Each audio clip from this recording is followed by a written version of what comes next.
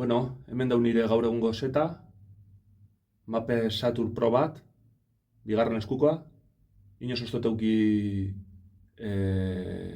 aurrekontu nabarmenik, orduan beti ibili izan naiz bigarren eskuko bateriekin, hau nire bigarren bateria da, hasi nintzen Jinbao batekin, gogoratzen naiz Iruñara joan ginela bigarren eskuko Jinbao baten bila, 100 eurotan erosi nuen, eta arekin ibili nintzen hasieran. Gogoratzen naiz pedalari hankarekin ematen nion, eta horrela geratzen zen partxearen aurka, eta ibili behar izaten nintzen eskuarekin kentzen, oso baldintza eskasetan hasi nintzen.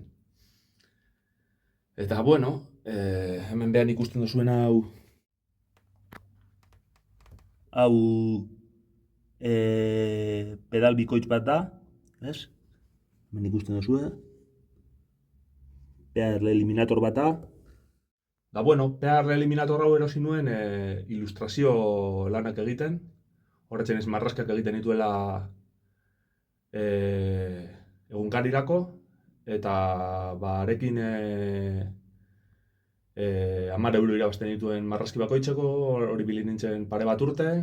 Eta horrela erosi nuen lehenengoko pedal bikoitza. Eta nibili nintzen, Jinbaoarekin eta PR Eliminatorrarekin.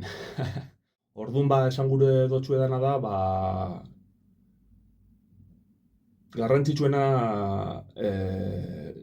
musika egiteko gogoa aukita dala, eta diru aldetik naiz eta ondo ez ibili, egin daitezkeela gauzak.